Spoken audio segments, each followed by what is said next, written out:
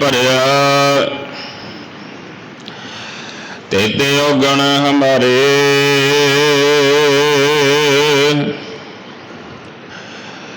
दया करो किस मेहरे पावे डुबदे पत्थर तारे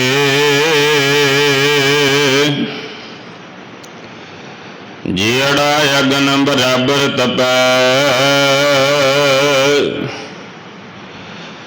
पितर वगा काती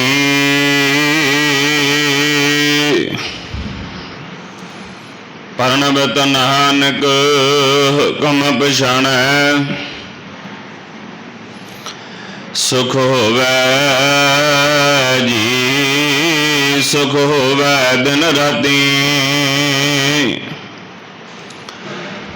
सतनाम वाहिगुरु साहिब जीओ तनासरी महला चौथा। हम अंधले अंध बिखै बिखराते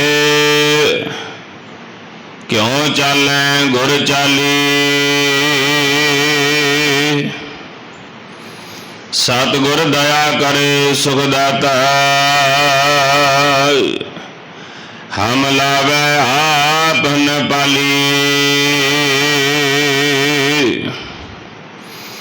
हम अंधले अंध बिखै बिखराते क्यों चाले गुर चाली सतगुर दया करे सुखदाता हम लागा अपन पाली गुर सिख मीत चलो गुर चाली जो गुर कहे सोई भल मनो हर हर कथा निराली रहाओ हर के संत सुनो जन भाई गुर सेव्यो बेग बेगाली सतगुर सेव खर्च हर बंधु मत जानो आज के काली हर के संत जप हो हर जपना हर संत चला हर नाली जिन हर जपिया से हर होए हर मिलया केल के लाली हर हर जपन जप लो चुल चन्नी हर कृपा कर बन वाली जन नानक संगत साध हर मिलो हम साध जना बगराली हर हर जपन जप लो चलो चन्नी हर कृपा कर बन वाली जन नानक संगत साध हर मिलो हम साध जना बगराली। वाहिगुरु जी का खालसा वाहिगुरु जी की फतेह। सतनाम वाहिगुरु साहिब जी। गुरदाता गुर हिवै घर गुर दीपक तह लोए अमर पदार्थ नानका मन मन सुख होए।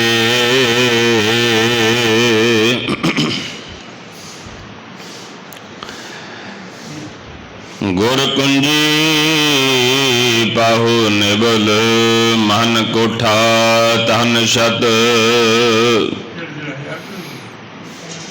नानक गुर बिन मन का ताक न उगड़ै। अवर ना कुंजी हथ गौड़ी महला पंजमा। मोहे दासरो ठाकुर को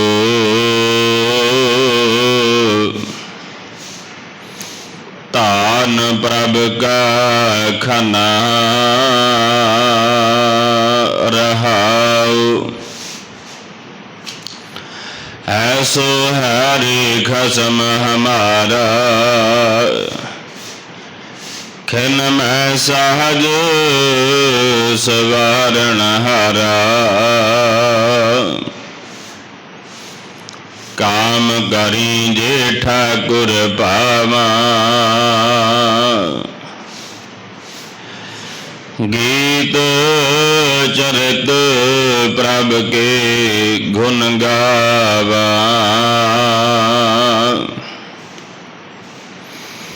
शरण पर्यो ठाकुर वजीरा तिना देख मेरा मन तीरा। एक टेक एको आधारा जान नानक हर की लगा कर। एक टेक एको आधारा जान नानक हर की लगा कर। वाहिगुरु जी का खालसा वाहिगुरु जी की फतेह। गुरु चरना विच श्री गुरु ग्रंथ साहिब महाराज जी दी पावन पवित्र हजूरी अंदर अमृत वेले तो जुड़ रही गुरु रूप गुरु प्यारी गुरु सवारी साध संगत जी बड़े भागां वाले हो जो कि निता प्रति श्री गुरु ग्रंथ साहिब महाराज जी दी पावन पवित्र हजूरी अंदर जुड़ करके अमृत बड़ी बाणी दा वर्खा दा लाहा प्राप्त कर रहे हो। जिमें बरसात हुंदी है जिहड़े भांडे सिद्धे हुंदे हन वो भर जाते हैं, जिहड़े बर्तन उल्टे हुंदे हन जिन्हां दा मूँह खुलिया नहीं हुंदा बंद हुंदा है। बरसात होने के बावजूद मोहले धार बरखा होने के बावजूद वो बर्तन सखने रह जाते हैं। ये जो अमृत वेले तो निता प्रति बाणी की वर्खा हुंदी है, इस विच ओही जीव लाहा प्राप्त करते हैं जिहड़े घर तो मनसा धार के आस उम्मीद रख करके बड़ी श्रद्धा दे नाल सतगुरां दे चरनां विच पहुँचते हैं, जरूर लाहा प्राप्त करते हैं। लड़ीवार सतगुरु पातशाह कृपा करन रहमत बख्शिश करन 212 अंग दे उपर असीं मूल पाठ सरवण कीता है। हर रोज निता प्रति सतगुरु पातशाह जी साडियां झोलियां भरदे हन, साडे ते रहमत बख्शिश करते हैं। गौड़ी राग चल रहा है। साहिब श्री गुरु अर्जन देव महाराज कृपा करते हैं। गौड़ी महला पंजवा गौड़ी राग विच पंजवें पातशाह साहिब श्री गुरु अर्जन देव महाराज पंजवीं पातशाही शब्द नूं उचार रहे हैं। गुरदेव पहलियां पंक्तियां च कृपा करते हैं। मोहे दासरो ठाकुर को ਧਾਨ ਪ੍ਰਭ ਕਾ ਖਾਨਾ ਰਹਾਉ। ਸਤਿਗੁਰਾਂ ਨੇ ਰਹਾਉ ਦਾ ਪਹਿਲਾ ਬੰਦ ਲਿਆ ਹੈ। ਮੈਂ ਠਾਕੁਰ ਦਾ ਦਾਸ ਹਾਂ। ਠਾਕੁਰ ਕੌਣ ਹੈ? ਕੋਈ ਆਦਮੀ ਨਹੀਂ, ਕੋਈ ਚੌਧਰੀ ਨਹੀਂ, ਕੋਈ ਵਜ਼ੀਰ ਨਹੀਂ। ਠਾਕੁਰ ਦਾ ਭਾਵ ਹੁੰਦਾ ਹੈ ਮਾਲਕ। ਜਿਹੜਾ ਗੁਰਬਾਣੀ 'ਚ ਸ਼ਬਦ ਠਾਕੁਰ ਆ ਰਿਹਾ ਹੈ, ਜਿਸ ਤਰ੍ਹਾਂ ਕਈ ਇਲਾਕਿਆਂ ਦੇ ਠਾਕੁਰ ਕਹੇ ਜਾਂਦੇ ਹਨ, ਜਿਨ੍ਹਾਂ ਦੇ ਅਧੀਨ ਇਲਾਕੇ ਹੁੰਦੇ ਹਨ, ਆਪੋ ਆਪਣੇ ਇਲਾਕੇ ਦਾ ਹਰੇਕ ਠਾਕੁਰ ਹੈ। ਸਾਡੇ ਪੰਜਾਬ ਵਿੱਚ ਤਾਂ ਰਿਵਾਜ ਨਹੀਂ ਹੈ। ਹਰਿਆਣੇ ਚਲੇ ਜਾਓ, ਮੱਧ ਪ੍ਰਦੇਸ਼ ਚਲੇ ਜਾਓ, ਹੋਰ ਇਲਾਕਿਆਂ ਦੇ ਵਿੱਚ ਝਾਰਖੰਡ ਚਲੇ ਜਾਓ, ਉੱਥੇ ਠਾਕੁਰਾਂ ਦਾ ਰਿਵਾਜ ਹੈ। ਠਾਕੁਰ ਦਾ ਮਤਲਬ ਹੁੰਦਾ ਮਾਲਕ, ਜਿਸ ਕੋਲ ਬਹੁਤ ਘੁਮਾ ਜ਼ਮੀਨ ਹੋਵੇ ਤੇ ਜਿਹੜੀ ਪ੍ਰਜਾ ਉਹਦੇ ਥੱਲੇ ਕੰਮ ਕਰੇ, ਤੇ ਠਾਕੁਰ ਦੇ ਤਰਸ ਦੇ ਆਧਾਰ ਤੇ ਉਹ ਜਿਹੜੀ ਪ੍ਰਜਾ ਹੈ ਉਹ ਜਿਉਂਦੀ ਹੈ। ਹਰੇਕ ਜਿਹੜੀ ਆਪਣੀ ਕੋਈ ਕਮੀ ਹੈ, ਆਪਣੀਆਂ ਲੋੜਾਂ ਨੇ ਆਪਣੇ ਠਾਕੁਰ ਨੂੰ ਦੱਸੀਆਂ ਜਾਂਦੀਆਂ ਹਨ। ਠਾਕੁਰ ਦਾ ਫਰਜ਼ ਵੀ ਬਣਦਾ ਹੈ ਕਿ ਆਪਣੇ ਕਾਮਿਆਂ ਦਾ ਹਰੇਕ ਦਾ ਖਿਆਲ ਰੱਖੇ। ਅਸਲ ਵਿੱਚ ਠਾਕੁਰ ਦਾ ਭਾਵ ਹੈ ਮਾਲਕ, ਪਰਮਾਤਮਾ, ਅਕਾਲ ਪੁਰਖ। ਉਹੀ ਅਕਾਲ ਪੁਰਖ ਠਾਕੁਰ ਹੈ, ਇੱਕੋ ਹੋਰ ਕੋਈ ਦੂਸਰਾ ਨਹੀਂ ਹੈ। ਮੈਂ ਆਪਣੇ ਠਾਕੁਰ ਦਾ ਦਾਸ ਹਾਂ, ਮੈਂ ਆਪਣੇ ਮਾਲਕ ਦਾ ਦਾਸ ਹਾਂ। ਕਿਸੇ ਜ਼ਿਮੀਂਦਾਰ ਦਾ ਨੌਕਰ ਹੈ, ਨੌਕਰ ਆਪਣੇ ਜ਼ਿਮੀਂਦਾਰ ਦੇ ਪੁੱਛੇ ਬਗੈਰ ਕੋਈ ਕੰਮ ਨਹੀਂ ਕਰ ਸਕਦਾ। ਜਿਹੜਾ ਜ਼ਿਮੀਂਦਾਰ ਉਸ ਨੂੰ ਜੋ ਦੇਵੇਗਾ ਉਸ ਤੇ ਉਸ ਨੂੰ ਗੁਜ਼ਾਰਾ ਕਰਨਾ ਪੈਂਦਾ ਹੈ। ਜ਼ਿਮੀਂਦਾਰ ਭਾਵੇਂ ਆਪਣੇ ਨੌਕਰ ਨੂੰ 12,000 ਸਾਲ ਦਾ ਦੇਵੇ, 24,000 ਸਾਲ ਦਾ ਦੇਵੇ, 20,000 ਦੇਵੇ, ਕਣਕ ਨਾਲ ਦੇਵੇ, ਭੱਤਾ ਦੇਵੇ, ਉਸ ਦੀਆਂ ਲੋੜਾਂ ਪੂਰੀਆਂ ਕਰੇ, ਕੱਪੜਾ ਦੇਵੇ ਉਸ ਨੂੰ, ਜਿਹੜਾ ਵੀ ਉਹ ਮੰਗਿਆ ਜਾਂਦਾ ਹੈ, ਕਮਿਟਮੈਂਟ ਕੀਤੀ ਜਾਂਦੀ ਹੈ, ਉਹ ਉਸ ਨੂੰ ਜ਼ਿਮੀਂਦਾਰ ਨੂੰ ਉਸ ਦੀ ਆਪਣੇ ਨੌਕਰ ਦੀ ਪੂਰੀ ਕਰਨੀ ਪੈਂਦੀ ਹੈ। ਇੱਕ ਸਮਝਣ ਦੇ ਵਾਸਤੇ ਉਦਾਹਰਣ ਹੈ। ਗੁਰਦੇਵ ਮਹਾਰਾਜ ਕਿਰਪਾ ਕਰਦੇ ਹਨ, ਮੈਂ ਕਿਸੇ ਆਦਮੀ ਦਾ ਦਾਸ ਨਹੀਂ ਹਾਂ, ਮੈਂ ਦਾਸ ਹਾਂ ਠਾਕੁਰ ਦਾ, ਆਪਣੇ ਭਗਵਾਨ ਦਾ ਦਾਸ ਹਾਂ। ਤੇ ਧਾਨ ਪ੍ਰਭ ਕਾ ਖਾਨਾ, ਜਿਹੜਾ ਮੈਂ ਧਾਨ ਖਾ ਰਿਹਾ ਹਾਂ, ਜਿਹੜਾ ਮੈਂ ਇਵਜ਼ ਲੈ ਰਿਹਾ ਹਾਂ, ਜਿਹੜਾ ਮੈਂ ਅਨਾਜ ਖਾ ਰਿਹਾ ਹਾਂ, ਜਿਸ ਦਾ ਦਿੱਤਾ ਖਾ ਰਿਹਾ, ਉਹ ਆਪਣੇ ਠਾਕੁਰ ਦਾ ਦਿੱਤਾ ਖਾ ਰਿਹਾ ਹਾਂ। ਇਸ ਸੰਬੰਧ ਵਿੱਚ ਕਈ ਕਹਾਣੀਆਂ ਜੁੜੀਆਂ ਹੋਈਆਂ ਨੇ। ਆਦਮੀ ਕਹਿੰਦਾ ਮੈਂ ਦਿੰਨਾ, ਪਰ ਜਿਹੜਾ ਸਮਝਣ ਵਾਲਾ, ਜਿਸ ਨੂੰ ਪਹਿਲੀ ਜਿਹੜੀ ਉਦਾਹਰਣ ਹੈ ਸਾਡੇ ਕੋਲ, ਅਸੀਂ ਜੋ ਸੁਣਦੇ ਆ ਰਹੇ ਹਾਂ ਉਦਾਹਰਣ ਨੂੰ, ਤੇ ਗੁਰਬਾਣੀ ਵਿੱਚ ਵੀ ਸਤਿਗੁਰਾਂ ਨੇ ਇਸ ਗੱਲ ਦਾ ਜ਼ਿਕਰ ਕੀਤਾ ਔਰ ਮੋਹਰ ਲਾਈ ਹੈ ਕਿ ਗੱਲ ਸਹੀ ਹੈ, ਇਹ ਬਚਨ ਸਹੀ ਹੈ।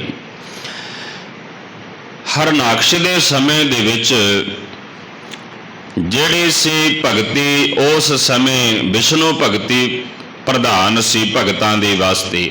ਪ੍ਰਹਿਲਾਦ ਜੀ ਨੇ, ਭਗਤ ਪ੍ਰਹਿਲਾਦ ਜੀ ਨੇ ਹਰ ਦੀ ਭਗਤੀ ਆਰੰਭ ਕੀਤੀ। ਜਿਹੜਾ ਹਰਨਾਕਸ਼ ਸੀ, ਉਸਨੇ ਜਦੋਂ ਵਰਦਾਨ ਲਏ ਪਰਮਾਤਮਾ ਦੇ ਕੋਲੋਂ, ਕਿਹਾ ਜਾਂਦਾ ਹੈ ਹਰਨਾਕਸ਼ ਨੇ ਉਹ ਵਰਦਾਨ ਲਏ, ਮੈਂ ਨਾ ਦਿਨੇ, ਆਪਾਂ ਨੂੰ ਸਾਖੀ ਸਾਰਿਆਂ ਨੂੰ ਪਤਾ ਹੀ ਹੈ, ਨਾ ਦਿਨੇ ਮਰਾਂ, ਨਾ ਰਾਤ ਮਰਾਂ, ਨਾ ਧਰਤ ਮਰਾਂ, ਨਾ ਆਕਾਸ਼ ਮਰਾਂ, ਨਾ ਸ਼ਾਮ ਮਰਾਂ, ਨਾ ਸਵੇਰੇ ਮਰਾਂ, ਨਾ ਮੈਂ ਕਿਸੇ ਜੀਵ ਕੋਲੋਂ ਮਰਾਂ, ਨਾ ਕਿ ਅਸਤਰ ਕੋਲੋਂ, ਨਾ ਕੋਈ ਸ਼ਸਤਰ ਮੈਨੂੰ ਮਾਰ ਸਕੇ। ਪ੍ਰਹਿਲਾਦ ਜੀ ਭਗਤ ਸਨ ਜਿਹੜੇ, ਉਹਨਾਂ ਨੇ ਜਦੋਂ ਪਾਠਸ਼ਾਲਾ ਦੇ ਵਿੱਚ ਭਗਤੀ ਆਰੰਭ ਕੀਤੀ, ਪਰਮਾਤਮਾ ਪੰਗੇ ਭਗਤਾਂ ਨੂੰ ਸਦਾ ਹੀ ਗਿਆਨ ਹੁੰਦਾ ਇਸ ਗੱਲ ਦਾ, ਦੇਣ ਵਾਲਾ ਮਾਲਕ ਹੈ, ਅਕਾਲ ਪੁਰਖ ਦੇਣ ਵਾਲਾ ਹੈ, ਹੋਰ ਕੋਈ ਆਦਮੀ ਦੇ ਨਹੀਂ ਸਕਦਾ। ਆਪਣੇ ਬਾਲਕ ਸਨ ਜਿਹੜੇ, ਉਸ ਦੇ ਨਾਲ ਬਾਲ ਸਖਾ ਸਨ, ਉਹਨਾਂ ਦੀ ਜਮਾਤ ਵਿੱਚ ਪੜ੍ਹਨ ਵਾਲੇ, ਉਹਨਾਂ ਨੂੰ ਕਹਿਣ ਲੱਗੇ ਆਰਡਰ ਸੀ ਉੱਪਰੋਂ ਕਿ ਤੁਸੀਂ ਹਰਨਾਕਸ਼ ਦੀ ਭਗਤੀ ਕਰਨੀ ਹੈ। ਹਰਨਾਕਸ਼ੀ ਭਗਵਾਨ ਹੈ, ਹਰਨਾਕਸ਼ੀ ਅੰਨ ਅਨਾਜ ਦੇਣ ਵਾਲਾ ਹੈ, ਹਰਨਾਕਸ਼ ਹੀ ਭੰਡਾਰੇ ਦੇਣ ਵਾਲਾ ਹੈ, ਹਰਨਾਕਸ਼ ਹੀ ਪ੍ਰਭੂ ਹੈ। ਜਦੋਂ ਇਹ ਸਾਰੇ ਪਾਸੇ ਪਾਠ ਸਿਖਾਉਣ ਲੱਗੇ, ਸੰਡਾ ਮਰਕਾ ਸਨ ਜਿਹੜੇ ਟੀਚਰ ਪੜ੍ਹਾਉਣ ਵਾਲੇ ਸਨ ਭਗਤ ਪ੍ਰਹਿਲਾਦ ਨੂੰ, ਜਿਹੜੇ ਸੰਡਾ ਤੇ ਮਰਕਾ ਪੜ੍ਹਾਉਣ ਵਾਲੇ ਸਨ, ਉਹਨਾਂ ਨੂੰ ਵੀ ਆਰਡਰ ਸੀ ਵੀ ਤੁਸੀਂ ਜਿਹੜਾ ਪਾਠਸ਼ਾਲਾ ਵਿੱਚ ਸਕੂਲ ਵਿੱਚ ਪੜ੍ਹਾਉਣਾ ਹੈ ਉਹ ਤੁਸੀਂ ਪੜ੍ਹਾਉਣਾ ਵੀ ਹਰਨਾਕਸ਼ ਹੀ ਸਭ ਕੁਝ ਦੇਣ ਵਾਲਾ ਹੈ। ਹਰਨਾਕਸ਼ੀ ਭਗਵਾਨ ਹੈ ਆਪਣੀ ਪ੍ਰਜਾ ਦੇ ਵਾਸਤੇ। ਪਰ ਪ੍ਰਹਿਲਾਦ ਜੀ ਨਾ ਮੰਨੇ। ਉਹਨਾਂ ਨੇ ਕਿਹਾ ਨਹੀਂ, ਹਰਨਾਕਸ਼ ਤਾਂ ਨਾਮ ਝੂਠਾ ਹੈ, ਅਬਨਾਸੀ ਤਾਂ ਕੇਵਲ ਪਰਮਾਤਮਾ ਹੈ। ਪਰਮਾਤਮਾ ਦਾ ਨਾਮ ਹੀ ਅਬਨਾਸੀ ਹੈ, ਉਹੀ ਹੈ, ਹਰ ਹੈ, ਹਰ ਹੀ ਜਲ ਵਿੱਚ ਹੈ, ਹਰ ਹੀ ਥਲ ਵਿੱਚ ਹੈ, ਹਰ ਹੀ ਬਨਸਪਤੀ ਵਿੱਚ ਹੈ, ਹਰ ਹੀ ਆਕਾਸ਼ ਵਿੱਚ ਸਮਾਇਆ ਹੋਇਆ ਹੈ, ਹਰ ਹੀ ਪਾਤਾਲ ਦੇ ਵਿੱਚ ਹੈ, ਸੰਧਿਆ ਵੇਲੇ ਵੀ ਹਰ ਹੈ ਔਰ ਅੰਮ੍ਰਿਤ ਵੇਲੇ ਵੀ ਹਰ ਹੈ। ਸੰਡਾ ਮਰਕਾ ਨੇ ਬੜਾ ਜ਼ੋਰ ਲਾਇਆ, ਤੁਹਾਡੇ ਪਿਤਾ ਜਿਹੜੇ ਬੜੇ ਸਖਤ ਨੇ, ਤੁਸੀਂ ਹਰ ਦੀ ਭਗਤੀ ਨੂੰ ਛੱਡ ਕੇ ਹਰਨਾਕਸ਼ ਭਗਤੀ ਕਰਨੀ ਸ਼ੁਰੂ ਕਰੋ। ਪ੍ਰਹਿਲਾਦ ਨਾ ਮੰਨੇ। ਬੜੇ ਯਤਨ ਕੀਤੇ ਗਏ ਮਨਾਉਣ ਦੇ। ਖਬਰ ਹੋਈ ਪਿਤਾ ਹਰਨਾਕਸ਼ ਨੂੰ ਕਿ ਜਿਹੜਾ ਪੁੱਤਰ ਪ੍ਰਹਿਲਾਦ ਹੈ ਉਹ ਮੁਨਕਰ ਹੈ, ਉਹ ਹਰੀ ਦੀ ਭਗਤੀ, ਵਿਸ਼ਨੂੰ ਭਗਤੀ ਪ੍ਰਧਾਨ ਸੀ, ਹਰੀ ਦੀ ਭਗਤੀ ਕਰ ਰਿਹਾ ਹੈ। ਕਿਉਂਕਿ ਉਹਨਾਂ ਸਮਿਆਂ ਵਿੱਚ ਹਰ ਭਗਤੀ ਪ੍ਰਧਾਨ ਸੀ। ਹਰ ਤੋਂ ਹੀ ਫਿਰ ਜਿਹੜਾ ਵਾਹਿਗੁਰੂ ਦੇ ਵਿੱਚ ਹਾਹਾ ਆਇਆ ਹੈ, ਇਸ ਨੂੰ ਹਰ ਤੋਂ ਹੀ ਲਿਆ ਗਿਆ। ਅਸੀਂ ਸ਼ਬਦ ਪੜ੍ਹਦੇ ਹਾਂ ਹਰ ਹਰ, ਹਰ ਸ਼ਬਦ ਬਹੁਤ ਵਾਰ ਆਇਆ, ਰਾਮ ਸ਼ਬਦ ਗੁਰਬਾਣੀ 'ਚ ਬਹੁਤ ਵਾਰ ਆਇਆ ਹੈ। ਜਿਹੜਾ ਹਰਨਾਕਸ਼ ਸੀ ਉਸਨੇ ਬੜਾ ਜ਼ੋਰ ਲਾਇਆ ਭਗਤ ਪ੍ਰਹਿਲਾਦ ਜੀ ਨੂੰ। ਸੱਪਾਂ, ਵਿਸ਼ਾਲੇ ਸੱਪਾਂ ਦੀਆਂ ਕੋਠੜੀਆਂ ਦੇ ਵਿੱਚ ਰੱਖ ਦਿੱਤਾ ਗਿਆ, ਬਾਹਰੋਂ ਤਾਲਾ ਮਾਰ ਦਿੱਤਾ ਗਿਆ। ਫਿਰ ਹੋਲਕਾ ਨੂੰ ਜਿਹੜਾ ਹੁਕਮ ਕੀਤਾ ਗਿਆ, ਜੋ ਹਰਨਾਕਸ਼ ਦੀ ਭੈਣ ਦੱਸੀ ਜਾਂਦੀ ਹੈ, ਹਰਨਾਕਸ਼ ਨੂੰ ਅੱਗ ਵਿੱਚ ਲੈ ਕੇ ਬੈਠ ਜਾਵੋ। ਫਿਰ ਹਰਨਾਕਸ਼ ਬਚ ਗਏ, ਹੋਲਕਾ ਸੜ ਗਈ। ਬੜੇ ਚਿਰਾਂ ਤੋਂ, ਬੜੀਆਂ ਮੁੱਦਤਾਂ ਤੋਂ ਇਹ ਤਿਉਹਾਰ ਵੀ ਹੋਲੀ ਤੋਂ ਬਾਅਦ ਮਨਾਇਆ ਜਾਂਦਾ ਹੈ। ਹੋਲਕਾ ਨੂੰ ਵਰਦਾਨ ਸੀ ਸ਼ਿਵ ਦਾ, ਕਹਿਣ ਲੱਗੇ ਹੋਲਕਾ ਜਿਹੜੀ ਹੈ ਸੜ ਗਈ, ਪ੍ਰਹਿਲਾਦ ਜੀ ਬਚ ਗਏ। ਪ੍ਰਹਿਲਾਦ ਨੂੰ ਫਿਰ ਗਰਮ ਥੰਮ ਬਣਾ ਕਰਕੇ ਜਿਹੜਾ ਹੈ ਉਹ ਥੰਮ ਦੇ ਵਿੱਚ ਭਗਵਾਨ ਜੀ, ਹਰਨਾਕਸ਼ ਕਹਿਣ ਲੱਗਾ ਜੇ ਤੇਰਾ ਭਗਵਾਨ ਇਸ ਤਪਦੇ ਹੋਏ ਥੰਮ ਦੇ ਵਿੱਚ ਹੈ ਤਾਂ ਇਸ ਨੂੰ ਜੱਫਾ ਮਾਰ ਲੈ, ਇਸ ਨੂੰ ਪਕੜ ਲੈ, ਤੇਰਾ ਹਰ ਤੈਨੂੰ ਬਚਾਵੇਗਾ। ਉੱਥੇ ਵੀ ਕਹਿਣ ਲੱਗੇ ਭਗਤ ਪ੍ਰਹਿਲਾਦ ਨੂੰ ਤਪਦੇ ਹੋਏ ਥੰਮ ਨਾਲ ਜਦੋਂ ਲਾਉਣ ਲੱਗੇ ਤਾਂ ਜਿਹੜਾ ਆਰਾਮ ਹੈ, ਜਿਹੜਾ ਭਗਵਾਨ ਹੈ, ਉਹ ਥੰਮ ਉਪਾੜ ਕੇ ਨਿਕਲਿਆ। ਇਸ ਬਾਰੇ ਗੁਰਬਾਣੀ 'ਚ ਸ਼ਬਦ ਵੀ ਹਨ, ਆਪਾਂ ਵਿਸ਼ੇ ਤੋਂ ਦੂਰ ਨਾ ਜਾਈਏ। ਭਗਤ ਪ੍ਰਹਿਲਾਦ ਜੀ ਨੂੰ ਕਿਹਾ ਕਿ ਤੁਸੀਂ ਕਿਸ ਦਾ ਦਿੱਤਾ ਖਾਂਦੇ ਹੋ? ਭਗਤ ਪ੍ਰਹਿਲਾਦ ਕਹਿਣ ਲੱਗੇ ਨਹੀਂ ਪਿਤਾ ਜੀ, ਤੁਸੀਂ ਤੇ ਇੱਕ ਜਰੀਆ ਹੋ, ਤੁਸੀਂ ਤੇ ਇੱਕ ਸਾਧਨ ਹੋ। ਦੇਣ ਵਾਲਾ ਪਰਮਾਤਮਾ ਹੈ, ਦੇਣ ਵਾਲਾ ਅਕਾਲ ਪੁਰਖ ਹੈ। ਤੁਹਾਨੂੰ ਤਾਂ, ਤੁਹਾਡੀ ਤਾਂ ਅੱਗੇ ਸੇਵਾ ਲੱਗੀ ਹੋਈ ਹੈ, ਤੁਸੀਂ ਵੰਡਣ ਵਾਲੇ ਹੋ, ਦਾਤਾ ਤੇ ਕੋਈ ਹੋਰ ਹੈ। ਤਾਂ ਗੁਰੂ ਪਿਆਰੀ ਸਾਧ ਸੰਗਤ ਜੀ, ਹਰਨਾਕਸ਼ ਨੂੰ ਇਸ ਗੱਲ ਦਾ ਬੜਾ ਗੁੱਸਾ ਆਇਆ। ਉਹਨਾਂ ਨੇ ਬੜਾ ਮਾਰਨ ਦਾ ਯਤਨ ਕੀਤਾ। ਇੱਕ ਬੀਬੀ ਰਜਨੀ ਦੀ ਸਾਖੀ ਵੀ ਜਿਹੜੀ ਹੈ ਉਹ ਕਈ ਕਵੀਸ਼ਰ ਤੇ ਢਾਡੀਆਂ ਨੇ ਆਖੀ। ਗ੍ਰੰਥਾਂ ਵਿੱਚ ਕਿਤੇ ਕਿਤੇ ਉਲੇਖ ਮਿਲਦਾ ਹੈ ਕਿ ਜਿਹੜੀ ਬੀਬੀ ਰਜਨੀ ਸੀ ਉਸ ਨੂੰ ਵੀ ਉਸ ਦੇ ਜਿਹੜਾ ਪਿਤਾ ਰਾਜਾ ਸੀ ਦੁਨੀ ਚੰਦ, ਉਸ ਨੇ ਪੁੱਛਿਆ ਹੰਕਾਰ ਦੇ ਵਿੱਚ, ਮੈਂ ਤੁਹਾਡਾ ਪਾਲਣ ਵਾਲਾ, 7 ਧੀਆਂ ਸਨ ਰਾਜਾ ਦੁਨੀ ਚੰਦ ਦੀਆਂ, ਤੁਸੀਂ ਕਿਸ ਦਾ ਦਿੱਤਾ ਖਾਂਦੇ ਹੋ? ਬੀਬੀ ਰਜਨੀ ਨੂੰ ਕੁਛ ਗਿਆਨ ਸੀ ਕਿ ਬਹੁਤ ਗਿਆਨ ਸੀ ਪਰਮਾਤਮਾ ਦਾ। ਕਹਿਣ ਲੱਗੇ ਪਿਤਾ ਜੀ ਤੁਸੀਂ ਗੁੱਸਾ ਨਾ ਕਰਿਓ, ਦੇਣ ਵਾਲਾ ਤੇ ਪਰਮਾਤਮਾ ਅਕਾਲ ਪੁਰਖ ਹੈ, ਉਹ ਤੇ ਕੀੜੀ ਤੋਂ ਲੈ ਕਰਕੇ ਹਾਥੀ ਤੱਕ ਦੇ ਰਿਹਾ ਹੈ, ਕੀੜੀ ਤੋਂ ਲੈ ਕਰਕੇ ਹਾਥੀ ਤੱਕ ਦੇ ਰਿਹਾ ਹੈ। ਦੇਣ ਵਾਲਾ ਪਰਮਾਤਮਾ ਉਹੀ ਹੈ, ਭਾਵੇਂ ਉਹ ਦੁੱਖ ਦਿੰਦਾ ਹੈ, ਭਾਵੇਂ ਉਹ ਸੁੱਖ ਦਿੰਦਾ ਹੈ, ਭਾਵੇਂ ਉਹ ਥੋੜਾ ਦਿੰਦਾ ਹੈ, ਭਾਵੇਂ ਉਹ ਜ਼ਿਆਦਾ ਦੇ ਰਿਹਾ ਹੈ, ਦੇਣ ਵਾਲਾ ਪਰਮਾਤਮਾ ਅਕਾਲ ਪੁਰਖ ਹੈ। इस करके तुसीं तां तुहाडा फर्ज है अपने धियां पुत्रां नूं पालना। तुसीं भी तां रोज़ ठाकुर कोलों मंगदे हो, रोज़ तुसीं पूजा अर्चना करदे हो। बीबी रजनी की गल सी जिहड़ी बड़ी ਉਹ कौड़ी लगी दुनी चंद उस दे पिता राजा दुनी चंद नूं, जिहड़ा कुछ क्षेत्र का राजा सी। इस दे बदले कहंदे ने राजा दुनी चंद ने कहण लगे, मैं वेखदा कि परमात्मा तैनूं किस तरह देवेगा। फिर कहण लगे कोड़ी नाल विआह कर दिता गया बीबी रजनी का, ते दर दर ते उसनूं बीबी रजनी नूं दुख उठाने पवे। दुख उठाए बड़े भयानक, तां भी बीबी रजनी ने सत करके दुखां नूं झल्लिया। कहतियां दुख भूख सद मार, ਇਹ ਭੇਦਾਤ तेरी दातार गुरु नानक देव महाराज ने बचन किया। किन्नियां नूं दुख दे रहे हैं, सुख दे रहे हैं। भुखा भी कई लोग भुखे हैं जिन्हां नूं चंगी तरह भोजन नहीं नसीब हुंदा, जिन्हां कोल 2 वक्त का भोजन नहीं, ऐसे लोग भी हैं। जदों तेरी रजा होवे तां दुख भी आउंदा है, जदों तेरी रजा होवे सुख भी आउंदा है। बड़े भयानक दुख भी तू देना है। इन्हां दे बावजूद अकाल पुरख तेरी रजा विच रहना ही चंगी गल है। कितियां दुख भूख सद मार, ਇਹ ਭੇਦਾਤ तेरी दातार। हे अकाल पुरख ਇਹ भी तेरियां ही दातां हन, इन्हां नूं दातां समझ के मन लेना चाहिए है। सतगुरु पातशाह गुरु अर्जन देव महाराज कहते हैं, उसे ठाकुर दा उसे मालक दा मैं धान खा रहा हाँ, उसे दा दिता खा रहा हाँ। वो परमात्मा ते जुगां जुगांतरां तो दे रहा है, लगातार दे रहा है। असीं दातां नूं लै लै करके बेशक थक जाइए, वस्त्र पहन पहन के बेशक थक जाइए, साडा शरीर जजरी हो जावे, पर प्रभु दियां जिहड़ियां दातां ने वो कदे मुकदियां नहीं।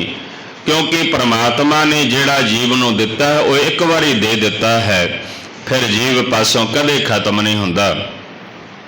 कई बार परमात्मा ऐसे गुणां दी बख्शिश कर दिंदा है, तां उम्र जिहड़ा आदमी है वो उन्हां गुणां दे बदौलत सारी उम्र सुखां नूं प्राप्त करदा है ते आनंद प्राप्त करदा है, सुख भोगदा है।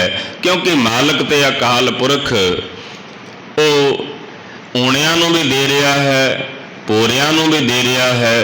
अकाल पुरख जिहड़ा है वो सारियां नूं दे रहा है।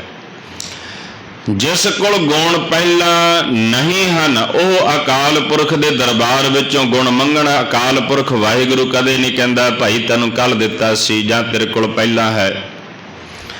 जिन्हां कोल गुण हैन उन्हां नूं भी गुण दे रहा है। अकाल पुरख ने कदे नहीं कहा तेरे कोल पहला है तैनूं होर नहीं मिलना। जिहड़ा मंगेगा शरधा भावना दे नाल उसदी झोली जरूर भरी जावेगी, उसदी झोली भरी जावेगी। जिस कोल गुण पहला हैन उन्हां नूं गुण होर मिलदे हन। जिन्हां कोल जिहड़े सखणे हन रीते हन उन्हां दियां झोलियां अकाल पुरख भरदा ही भरदा है।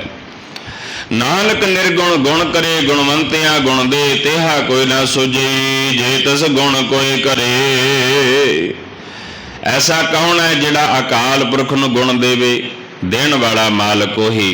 इस करके अन्न अनाज भंडारे देण वाला अकाल पुरख आप है। मैं उसे दा भंडारा खा रहा हाँ, उसे दा दिता खा रहा हाँ।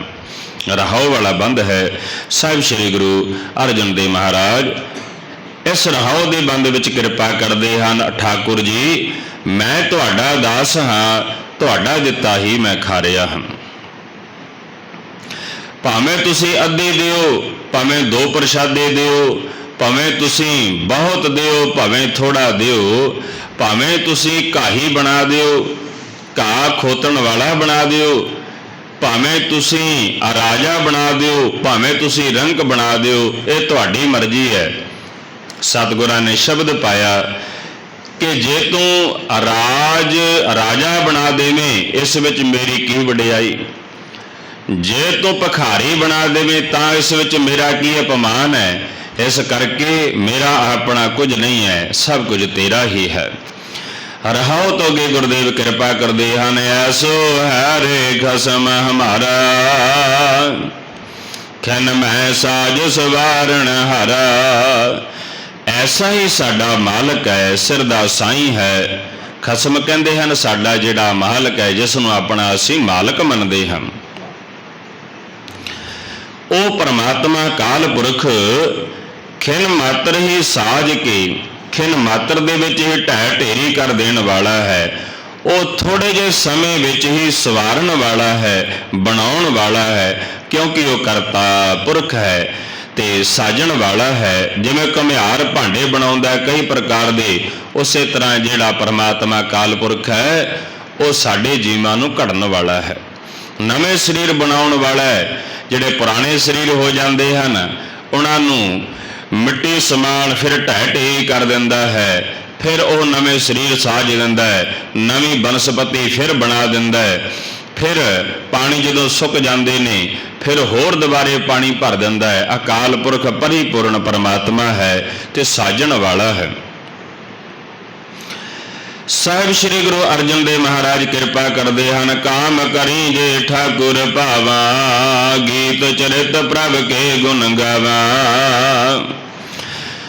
ਮੈਂ ਉਹ ਕੰਮ ਕਰਾਂ ਜਿਹੜਾ ਮੇਰੇ ਠਾਕੁਰ ਨੂੰ ਚੰਗਾ ਲੱਗੇ, ਜਿਸ ਨਾਲ ਰਹਿਮਤਾਂ ਮਿਲਣ। ਅਸੀਂ ਕਿਹੜੇ ਬੋਲ ਬੋਲੀਏ ਜਿਸ ਨਾਲ ਠਾਕੁਰ ਪਰਮਾਤਮਾ ਸਾਨੂੰ ਪਿਆਰ ਨਾਲ ਬੁਲਾਵੇ, ਸਾਡੇ ਤੇ ਕਿਰਪਾ ਕਰੇ, ਸਾਡੇ ਤੇ ਦ੍ਰਿਸ਼ਟੀ ਕਰੇ। ਉਹ ਕਿਹੜੇ ਬਚਨ ਹਨ? ਉਹ ਕਿਹੜੀ ਐਸੀ ਸੇਵਾ ਹੈ ਜਿਸ ਸੇਵਾ ਨੂੰ ਕੀਤਿਆਂ ਮਾਲਕ ਪ੍ਰਸੰਨ ਹੋ ਜਾਂਦਾ ਹੈ? ਅਸੀਂ ਜਪਜੀ ਸਾਹਿਬ ਵਿੱਚ ਸਰਵਣ ਕਰਦੇ ਹਾਂ ਗੁਰੂ ਨਾਨਕ ਦੇਵ ਮਹਾਰਾਜ ਦੇ ਬਚਨ।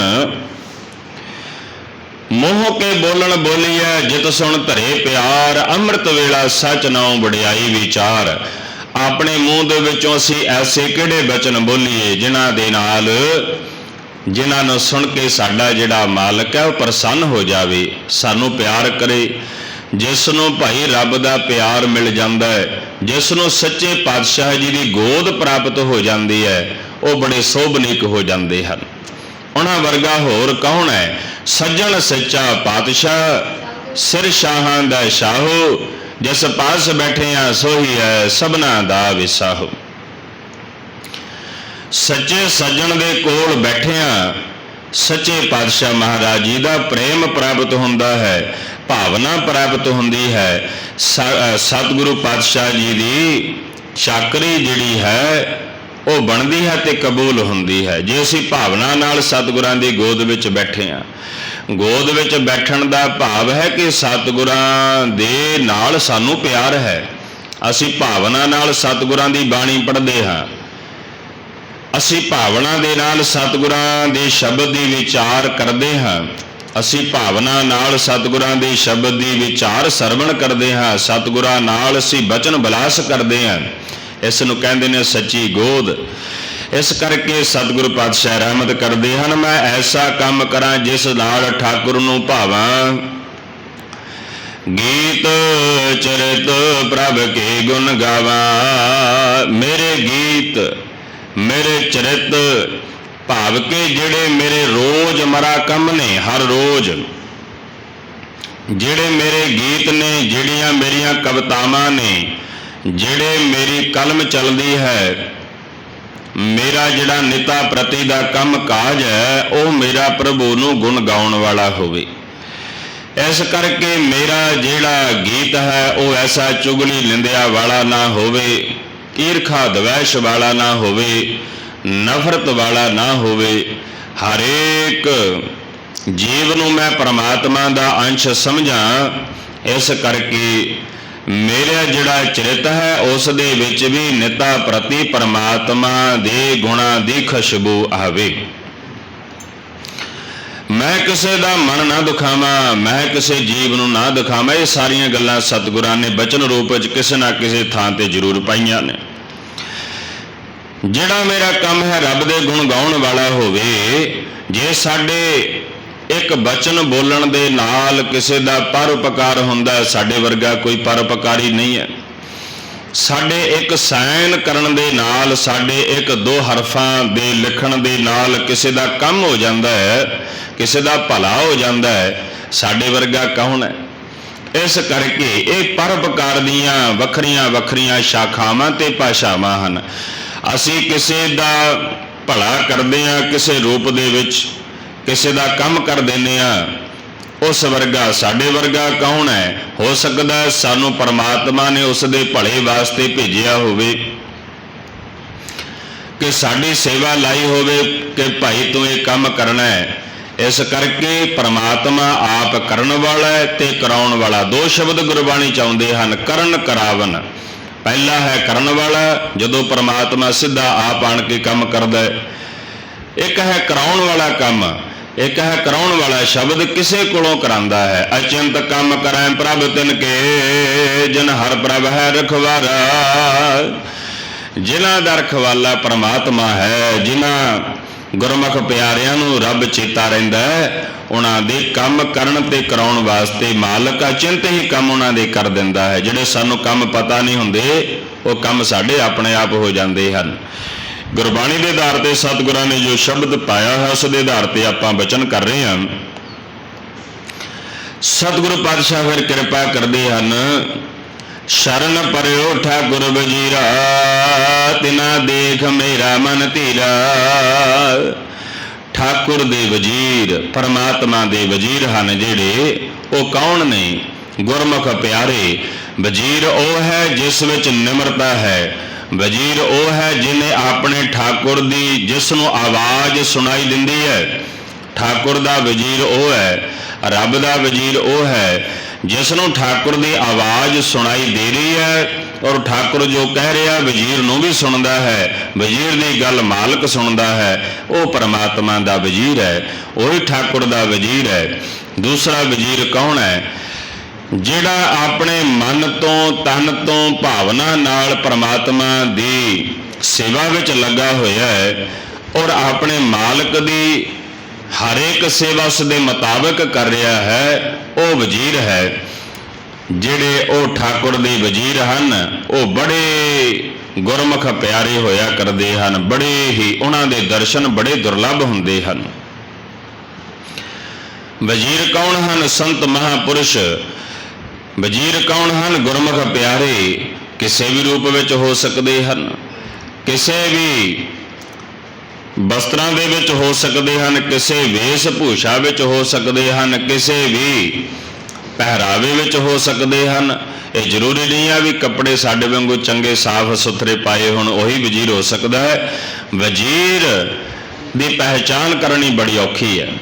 ਕਿਸੇ ਵੀ ਧਰਮ ਵਿੱਚ ਹੋ ਸਕਦਾ ਹੈ, ਕਿਸੇ ਵੀ ਜ਼ਾਤ ਵਿੱਚ ਹੋ ਸਕਦਾ ਹੈ, ਕਿਸੇ ਵੀ ਦੇਸ਼ ਵਿੱਚ ਹੋ ਸਕਦਾ ਹੈ। ਜਦੋਂ ਮਾਲਕ ਨੇ ਕਿਰਪਾ ਕਰਨੀ ਹੈ, ਫਿਰ ਉਸਨੇ ਇਹ ਨਹੀਂ ਵੇਖਣਾ ਕਿ ਇਹ ਆਦਮੀ ਇੰਡੀਆ ਦਾ ਹੈ, ਇਹ ਆਦਮੀ ਪੰਜਾਬ ਦਾ ਹੈ, ਇਹ ਆਦਮੀ ਝਾਰਖੰਡ ਦਾ ਹੈ, ਇਹ ਆਦਮੀ ਉੱਤਰ ਪ੍ਰਦੇਸ਼ ਦਾ ਹੈ, ਇਹ ਆਦਮੀ ਆਸਟ੍ਰੇਲੀਆ ਦਾ ਹੈ, ਇਹ ਆਦਮੀ ਅਮਰੀਕਾ ਦਾ ਹੈ, ਕੈਨੇਡਾ ਦਾ ਹੈ। ਇਹ ਆਦਮੀ ਕੌਣ ਹੈ, ਕਿੱਥੇ ਦਾ ਹੈ? ਕਿਉਂਕਿ ਮਾਲਕ ਨੇ ਸਾਰੀ ਸ੍ਰਿਸ਼ਟੀ ਬਣਾਈ ਹੈ। ਗਰੀਬ ਨੂੰ ਵੀ ਵਜ਼ੀਰ ਬਣਾ ਸਕਦਾ ਹੈ, ਅਮੀਰ ਨੂੰ ਵੀ ਬਣਾ ਸਕਦਾ ਹੈ, ਕਿਉਂਕਿ ਸਾਰੀਆਂ ਉਸੇ ਦੀਆਂ ਵਡਿਆਈਆਂ ਹਨ ਤੇ ਸਾਰੀ ਲੁਕਾਈ ਉਸੇ ਦੀ ਹੈ। ਉਸ ਵਾਸਤੇ ਸਾਰੇ ਬਰਾਬਰ ਨੇ। ਫਿਰ ਸਤਿਗੁਰੂ ਪਾਤਸ਼ਾਹ ਮਹਾਰਾਜ ਕਿਰਪਾ ਕਰਦੇ ਹਨ। ਆਪਣੇ ਠਾਕੁਰ ਦੇ ਜਿਹੜੇ ਵਜ਼ੀਰ ਹਨ, ਮੈਂ ਉਹਨਾਂ ਦੀ ਜਦੋਂ ਸ਼ਰਨ ਆ ਗਿਆ ਹਾਂ, ਜਦੋਂ ਮੈਂ ਸ਼ਰਨ ਆਇਆ ਹਾਂ, ਮੇਰਾ ਮਨ ਜਿਹੜਾ ਹੈ ਉਹ ਧੀਰਜ ਦੇ ਵਿੱਚ ਆ ਗਿਆ ਹੈ, ਹੌਸਲੇ ਵਿੱਚ ਆ ਗਿਆ ਹੈ। ਏਕ ਟੇਕੇ ਕੋ ਆਧਾਰਾ, ਜਨ ਨਾਨਕ ਹਰ ਕੀ ਲਾਗਾ ਕਰ। ਇੱਕੋ ਦਾ ਆਸਰਾ ਮਨ ਦੇ ਵਿੱਚ, ਇੱਕੋ ਦੀ ਮੇਰੇ ਮਨ ਦੇ ਵਿੱਚ ਜਿਹੜੀ ਹੈ ਟੇਕ ਹੈ, ਇੱਕੋ ਦਾ ਆਧਾਰ ਹੈ, ਇੱਕੋ ਦਾ ਆਸਰਾ ਮੇਰੇ ਮਨ ਦੇ ਵਿੱਚ ਹੈ। ਕਿਉਂਕਿ ਹੋਰ ਕਿਸੇ ਦੀ ਮੇਰੇ ਮਨ ਵਿੱਚ ਟੇਕ ਹੋ ਨਹੀਂ ਸਕਦੀ, ਕਿਉਂਕਿ ਮੈਂ ਬੰਦਾ ਬਹਿ ਖਰੀਦ ਸੱਚ ਸਾਹਿਬ ਮੇਰਾ। ਜੀਉ ਪਿੰਡ ਸਭ ਤਿਸ ਦਾ, ਪਰਮਾਤਮਾ ਅਕਾਲ ਪੁਰਖ ਦਾ ਹੀ ਸਾਰਾ ਇਹ ਤਨ ਹੈ, ਮਨ ਹੈ, ਧਨ ਹੈ। ਜਿੰਨਾ ਵੀ ਅਸੀਂ ਜੋ ਵੀ ਕਮਾਇਆ ਹੈ ਤਾਂ ਉਸੇ ਦਾ ਹੀ, ਤੇ ਮੈਂ ਹੁਕਮ ਮੰਨਣ ਵਾਲਾ ਉਸ ਅਕਾਲ ਪੁਰਖ ਦਾ ਬੰਦਾ ਹਾਂ। ਮੈਂ ਬੰਦਾ ਬੈ ਖਰੀਦ ਸੱਚ ਸਾਹਿਬ ਮੇਰਾ, ਉਹ ਮਾਲਕ ਮੇਰਾ ਸਾਹਿਬ ਮੇਰਾ ਮਾਲਕ ਹੈ। ਮੈਂ ਸਦਾ ਠਾਕੁਰ ਹਾਂ। ਜਿਹੜਾ ਆਦਮੀ ਐਸਾ ਸਮਝਦਾ ਹੈ, ਉਹ ਸੱਚਮੁੱਚ ਹੀ उस ठाकुर दा वजीर भी कहा जा सकता है, उस मालक दा बंदा कहा जा सकता है। जन नानक हर की लागा कर, दास नानक जियो हरि दे कम्मा कारां दे विच सेवा विच मैं लग जावां जी। होइयां भुल्लां चुकां बख्श लैणियां। समा बेशक ज़्यादा हो गया, सतगुरु पातशाह महाराज कृपा करन, रहमत बख्शिश करन। निता प्रति आप सब संगतां बड़ी शरधा भावना दे नाल सतगुरां दे चरण कमलां विच जुड़ करके निता प्रति ही अगम्य गुरबाणी का लाहा प्राप्त करते हो, पाठ सरवण करते हो। सतगुरां की लड़ीवार कथा विचार चल रही है, उसनों सरवण करके अपने जीवन दियां घड़ियां नूं असीं सारे ही धन करन वाले हाँ। सुनन वाले भाई धन हन, कहण वाले भी धन हन। सुनते पुनीत कहते पवित, सतगुर रहया भरपूरे। बलवंत नानक गुर चरण लागे, वाजे अनहद तोरे। सुनन वाले हन। पहली गल तां सुनना बड़ा औखा है। पहला जिहड़ा बचन है, पहला जिहड़ा स्टैप है भाई, वो सुनन तो ही शुरू होंदा है। सुनना बड़ा औखा है। जिसनों सुनना आ जाता है उसनों मनना भी आ जाता है। इस करके जिहड़े असल दे विच शास्त्र गल कहिंदे हन, गुरु नानक देव महाराज जी का जिहड़ा जपजी साहिब जी के आधार विच एक बचन है, एक कड़ी है सुनन दी। पहली गल सुनन दी कीती गई, दूसरा बचन मनन दा कीता गया।